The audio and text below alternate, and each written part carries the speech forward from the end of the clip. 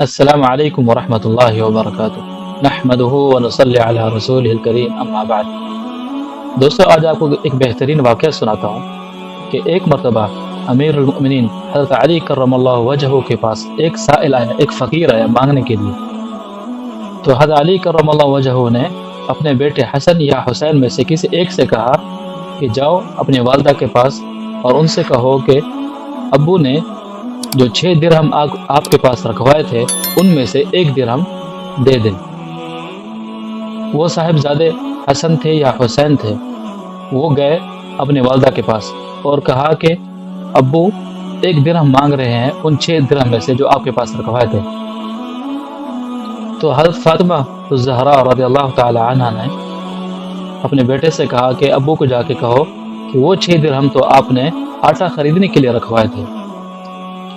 جب وہ صاحبزادے اپنے والد کے پاس گئے اور یہ بتایا کہ والدہ اس طرح کہہ رہی ہیں، تو حضرت علی کرم اللہ وجہہ نے چند بہترین الفاظ کہے۔ وہ یہ ہیں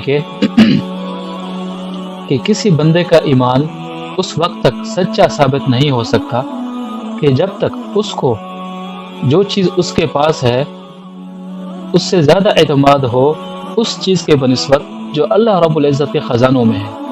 یعنی بندے کو اللہ کے خزانوں میں جو چیزیں ہیں اس پر اعتماد زیادہ ہونا چاہیے بنسبت ان چیزوں کے جو اس کے اپنے پاس موجود ہیں۔ تو حضرت علی کرم اللہ وجہہ نے اپنے بیٹے سے کہا کہ جاؤ اپنی والدہ کو کہو کہ ابو کہہ رہے ہیں کہ وہ 6 درہم بھیج دیں۔ پھر یہ صاحبزادے اپنے والدہ کے پاس گئے اور اپنے والدہ کو یہ پوری بات بتائی۔ تو حضرت فاطمہ الزہرا رضی اللہ تعالی عنہ جو کہ نبی کریم صلی اللہ علیہ وسلم کی صاحبزادی ہیں اور نبی کریم صلی اللہ علیہ وسلم کو سب سے زیادہ پیاری بھی تھی اور ایمان سے سرشار تھی، انہوں نے 6 کے 6 درہم اٹھائے اور اپنے صاحبزادے کو دیے اور کہا کہ جب اپنے والد کو دے دو۔ جب وہ صاحبزادے اپنے والد کے پاس گئے اور 6 درہم ان کو دے دیے تو حضرت علی رضی اللہ تعالی عنہ نے وہ 6 کے 6 درہم اس سائل کو، اس فقیر کو دے دیے۔ تو دوستو، اللہ رب العزت ان کے اس عمل سے کتنا خوش ہوئے ہوں گے کہ گھر میں ٹوٹل ہے ہی 6 درہم جو کہ ایک ضروری چیز کے لیے رکھے ہوئے تھے اور وہ سب کے سب اللہ رب العزت کے راہ میں خرچ کر دیے۔ اللہ رب العزت ان سے کتنا خوش ہوں گے اور کتنا اجر ان کے لیے لکھ دیا گیا ہوگا۔ دوستو، یہ تو ہوا ان کا آخرت کا فائدہ، دنیا میں بھی ان کو ایک فائدہ ملا ہے اور وہ آپ کو بھی مل سکتا ہے، مجھے بھی مل سکتا ہے۔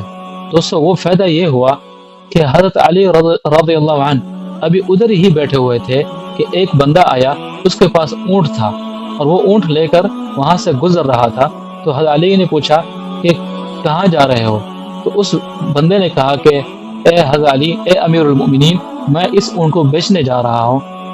تو حضرت علی رضی اللہ تعالی عنہ نے فرمایا کہ اس اونٹ کی کیا قیمت ہے؟ تو اس نے بتایا کہ اس اونٹ کی قیمت جو ہے وہ 140 درہم ہے۔ تو حضرت علی رضی اللہ تعالی عنہ نے فرمایا کہ اس اونٹ کو یہاں باندھ دو، مجھے دے دو، میں تم سے خریدتا ہوں، لیکن جو اس کی رقم ہے وہ تم کچھ عرصے بعد مجھ سے لے لینا۔ وہ بندہ راضی ہو گیا اور وہ اونٹ وہاں حضرت علی کے رضی اللہ عنہ کے پاس باندھ کر چلا گیا۔ تھوڑی دیر بعد ایک اور بندہ آیا اور فرمایا حضرت علی رضی اللہ تعالی عنہ سے کہ اے امیر المؤمنین، یہ اونٹ یہاں کیوں باندھا ہوا ہے؟ تو حضرت علی رضی اللہ تعالی عنہ نے فرمایا کہ اس اونٹ کو بیچنا ہے۔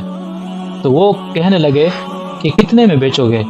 تو حضرت علی کرم اللہ وجہہ نے فرمایا کہ اس اونٹ کی میں 200 قیمت لگاتا ہوں، 200 درہم۔